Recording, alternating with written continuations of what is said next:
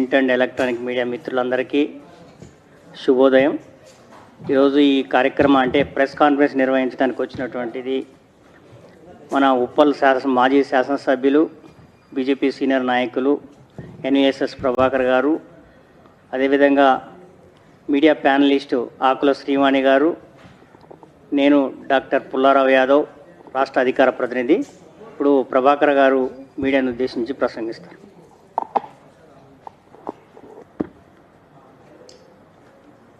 స్టార్టా?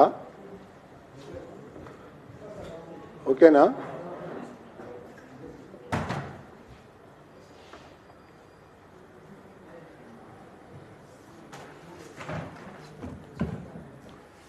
Ready?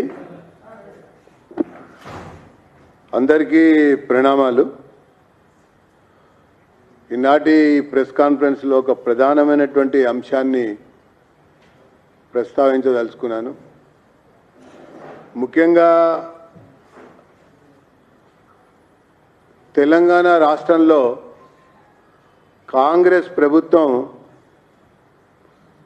23 డిసెంబర్లో ఏర్పడటం, ఆ తర్వాత క్రమం కాలంలో 2.5 సంవత్సరాలు పూర్తి చేసుకుంది. ఎందుకు ఈ యొక్క అంశాన్ని ఇప్పుడే ప్రస్తావిస్తున్నామంటే కారణం, పాలన పూర్తిగా పడకవేసింది, ఆర్థిక పరిస్థితి గాడి తప్పింది, రాష్ట్ర ఖజానా ఖాళీ అయ్యింది, కొత్త అప్పు పుట్టేటువంటి పరిస్థితి అసలుకే లేనటువంటి యొక్క దుస్థితి. ఎఫ్ఆర్బిఎం పెంచుకుంటూ పోయినా కూడా దయనీయమైనటువంటి స్థితిలో ఆర్థిక పరిస్థితి కొట్టుమిట్టాడుతోందన్నటువంటిది నగ్న సత్యం, నిజ స్వరూపం కూడా. త్రైమాసికం, అర్ధ సంవత్సరం సంబంధించినటువంటి ఆదాయ నిలువలు కనుక పరిశీలిస్తే కూడా మనకు కనబడేటువంటి ఒక పరిస్థితి అదే. ఇక మంత్రివర్గంలో సఖ్యత అసలుకే లేదు, సమన్వయం అంతకంటే కూడా కానరాదు. ప్రభుత్వ అప్పులేమో రోజు రోజుకి పెరిగిపోతున్నాయి, ప్రభుత్వ ఆస్తులేమో తరిగిపోతున్నాయి, మంత్రుల యొక్క ఆస్తులేమో పెరిగిపోతున్నాయి. గమనించాలి ఈ యొక్క అంశాలను మేము ప్రస్తావించినటువంటి విషయాల్ని.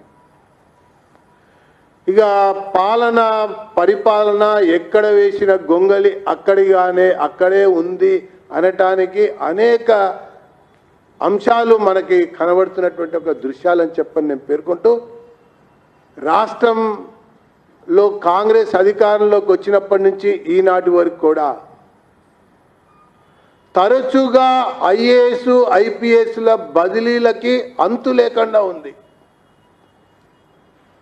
ఒక్కొక్క శాఖ ప్రభుత్వ ప్రిన్సిపల్ శాఖాధికారులు, కమిషనర్ లెక్క బదిలీ లెక్క వివరాల్లోకి వెళ్తే ఇప్పటి వరకు ఒక 40 సార్లు కంటే ఎక్కువ ఐఏఎస్, ఐపీఎస్ లెక్క బదిలీలు ఈ రాష్ట్రంలో జరిగినాయంటే అసలు పాలన పైన పట్టున్నట్ట, ప్రభుత్వానికి అవగాహన ఉన్నట్ట, లేకపోతే వీళ్ళ యొక్క ఆలోచనలకి అణుగులు మణుగులు వస్తున్నటువంటి అధికారులని తరచుగా బదిలీలు చేసి వేధిస్తున్నారా అన్నటువంటిది ఒక పెద్ద చర్చనీయాంశంగా ఈరోజు రాష్ట్ర ప్రజల ముందర ఉన్నటువంటి అంశం అని చెప్పని భారతీయ జనతా పార్టీ భావిస్తూ అభిప్రాయపడతా ఉన్నది. ఇక రాజకీయంగా తరచూ ఢిల్లీ పర్యటనలు విధిగా మారిపోయినాయి. కాంగ్రెస్ ప్రభుత్వం అంటేనే గతం ఆంధ్రప్రదేశ్లో ఉన్నప్పుడు కూడా ఏ రకంగా అయితేనే ఉండేనో ఇప్పుడు కూడా అదే రకంగా ఎప్పుడు ఢిల్లీ పర్యటనలే, ఎప్పుడు చూసినా ఢిల్లీని ప్రసన్నం చేసుకోవటమే. మంత్రివర్గ విస్తరణకు కూడా ఇంకా కూడా ఎదురు చూడవలసినటువంటి ఒక పరిస్థితి. కారణం, పనిలేని మంత్రులు మనకు కనబడుతుంటే పనికి రాని మంత్రులు మరికొంతమంది ఉంటే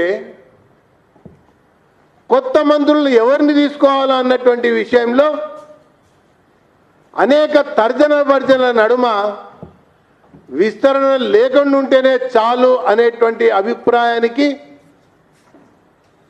మరీ బలంగా వచ్చినట్టుగా కనబడుతోంది. కారణం నిన్న జరిగినటువంటి కర్ణాటక ప్రభుత్వ విస్తరణతోనే అసలు కథ కాంగ్రెస్లో ఏంటి అన్నది కనబడ్డది. అంతకంటే ఎక్కువమైనటువంటి ఘోరమైనటువంటి పరిస్థితి తెలంగాణలో దాపరించే పరిస్థితి ఉంది. కాబట్టి ఉన్న శాఖలన్నీ కూడా కేంద్రీకృతం చేసి ముఖ్యమంత్రి దగ్గరనే పెట్టారు. వారు ముఖ్యమంత్రిగా విద్యాశాఖలో ఉన్నారు, పురపాలక శాఖలో ఉన్నారు, ఇతరతర శాఖల్ని కూడా పర్యవేక్షిస్తున్నారు, సమీక్షిస్తున్నారు. ఇంకా కూడా ఫుడ్ పాయిజనింగ్ అనేది హాస్టల్స్లో, ప్రభుత్వ హాస్టల్స్లో, మరి ప్రభుత్వ పాఠశాలల్లో, కళాశాలల్లో ఎదురవుతున్నాయంటే దీనికి సమాధానం ఎవరు చెప్తారని చెప్పి నేను సూటిగా భారతీయ జనతా పార్టీ పక్షాన ప్రశ్నిస్తున్నా. ఇది ఒక రకమైనటువంటి సంగతి. ఇక శాంతి భద్రతలు ఏ రకంగా క్షీణించాయో మనం చూస్తూనే ఉన్నాం. ఏ రకంగా బెయిల్ మీద వచ్చి హత్యలకు పాల్పడ్డటువంటి సంఘటనలు కూడా మనకు కనబడ్డటువంటి దృశ్యం. ఇక అత్యాచారాలు, ఆత్మహత్యలు సరే జరుగుతున్నటువంటి ఒక వ్యవహారమే అని చెప్పని నేను పేర్కొంటూ, రాజకీయ అవినీతి, అధికారుల అవినీతి పతాక స్థాయికి చేరినాయి, పట్టుకోలేనటువంటి స్థాయికి చేరినాయి. ఆ రకంగా 2024లోనే ఏసీబీ 152 కేసులను రిజిస్టర్ చేసింది. 2025లో 199 కేసులను రిజిస్టర్ చేసింది. 2026లో 137 కేసులను రిజిస్టర్ చేసింది. మళ్ళీ 2026 ఏప్రిల్ నుంచి జూన్ కాలంలోనే, అంటే ఏప్రిల్, మే, జూన్ 3 నెలల మాసంలోనే 67 కేసులు రిజిస్టర్ చేసింది. అంటే అవినీతి, అధికారుల అవినీతి పతాక స్థాయికి చేరుకుంది. ఆదాయానికి మించినటువంటి ఆస్తుల్లో ఈ అధికారులు భారతదేశంలోనే ఎక్కడ లేనటువంటి స్థితిలో ఇక్కడ మనకు కనబడతా ఉన్నారు. ఒకవైపున ఏసీబీ కేసులు ఈ రకంగా ఉంటే, ఈ ఏసీబీ కేసుల్లో పట్టుబడ్డటువంటి వాళ్ళు, ఈ ఏసీబీ కేసుల ద్వారా అనేక అక్రమాలకు పాల్పడినటువంటి ఒక అధికారులని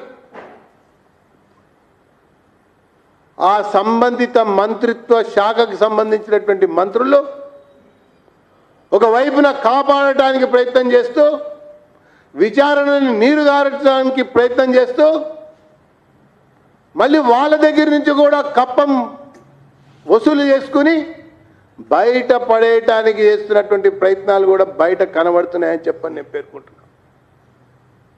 ఇది ఒకవైపున అధికారులకు సంబంధించినటువంటి వ్యవహారం.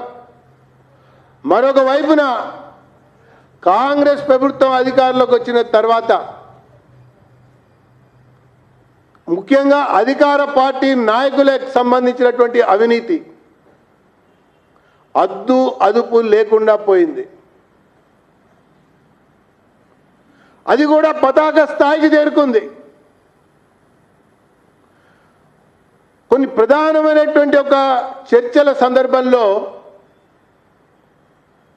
సూత్రప్రాయంగా అవినీతిని అడ్డుకట్ట వేయాలి అన్నటువంటి అంశం చర్చించేటువంటి స్థితిలో కూడా లేనటువంటి ఒక పరిస్థితి. పైగా అవినీతికి పాల్పడవలసినటువంటి పరిస్థితి ఉంది అంటే కారణం ఈ మంత్రులకి కప్పం కడితేనే మంత్రి పదవి కాపాడబడుతుంది. అనుకున్నది సరైన సమయంలో అందజేస్తేనే అది అందలం ఎక్కింది పదిలంగా ఉండగలుగుతుంది. ఇంకా చెప్పాలంటే మంత్రుల యొక్క ఆస్తులు గణనీయంగా పెరిగినాయి, మామూలు స్థాయిలో కాదు. ఒక 2-3 రోజుల కిందట ఒక అధికార పార్టీకి సంబంధించిన నాయకుడే కొన్ని వందల కోట్ల రూపాయల అప్పుని ఇట్లా నిమిషాల మీద తీర్చొదలబడేశాడట. అంటే అర్థం చేసుకోండి. అంటే 6 గ్యారంటీల పేరు మీద అధికారంలోకి వచ్చినటువంటి కాంగ్రెస్ పార్టీ 6 గ్యారంటీలని గాలికి వదిలింది. 2.5 సంవత్సరాలు అయింది. 6 గ్యారంటీలని గాలికి వదిలింది. ఇక 6 గ్యారంటీలని మర్చిపోయే విధంగా కొత్తగా 6 Cల మీద దృష్టి సారించింది. Crime, corruption, commission, contract, high command, command, that is Congress rule అన్నట్టుగా 6 గ్యారంటీలు గాలికొదిలి 6 రకాలుగా ఈ ప్రజల్ని మేము లూటీ చేస్తాం, దోచుకుంటాం, దాచుకుంటాం, అక్కడి నుంచి ఆధిపత్యం చెలాయిస్తాం, హైకమాండ్కి కప్పం కట్టుకుని మా యొక్క పదవులు కాపాడుకుంటాం అన్నటువంటి ధోరణిలో ఈ కాంగ్రెస్ ప్రభుత్వం మరి పరిపాలన కొనసాగిస్తోంది అన్నటువంటి విషయాన్ని నేను మీకు మనవి చేస్తా ఉన్నా. ఇంకో వైపున చూస్తే వచ్చిన నాటి నుంచి ఈనాటి వరకు కూడా బీఆర్ఎస్ అవినీతిపై మేము కొరడా జులిపిస్తాం, అవినీతి డబ్బుని కక్కిస్తాం, ఒక్కరిని కూడా వదిలిపెట్టాం అని మాటలు మాట్లాడి నమ్మించి ఓట్లు దండుకొని కాళేశ్వరం విచారణని కథం పట్టించారు. విద్యుత్ కొనుగోలు ఒప్పందాల యొక్క విచారణని నీళ్లు పోశారు. ఫార్ములా ఈ రేసు తూతూ పద్ధతిలో నడుస్తూ ఉంది. అసలు ఫోన్ ట్యాపింగ్ విచారణ ఎక్కడుందో ఎవరికి తెలియనటువంటి ఒక పరిస్థితి ఉంది. ఇక డ్రగ్స్, మద్యం కొనుగోలుకు సంబంధించినటువంటి అంశం కూడా అది ఊగిసలాడుతూ ఉంది. అసలు కాంగ్రెస్ అంటేనే కరప్షన్, కాంగ్రెస్ అంటేనే క్రైమ్, కాంగ్రెస్ అంటేనే కమిషన్, కాంగ్రెస్ అంటేనే కరప్షన్, కాంగ్రెస్ అంటేనే హైకమాండ్ని ప్రసన్నం చేసుకోవాలి, కాంగ్రెస్ అంటేనే ఇది మా ప్రభుత్వం అన్నటువంటి రీతిలో ఈ ప్రభుత్వం పనిచేస్తున్నది అన్నటువంటి విషయాన్ని నేను మీకు ఈ సందర్భంగా మనవి చేసుకుంటూ మరి ఈ యొక్క కాంగ్రెస్ ప్రభుత్వాన్ని రాబోయేటువంటి రోజుల్లో ప్రతి మండలంలో కూడా వెంటాడి వేటాడి నిలదీస్తామన్నటువంటి విషయాన్ని తెలియజేస్తున్నాం. అన్ని రంగాల్లో కూడా ఘోరంగా వైఫల్యం చెందింది.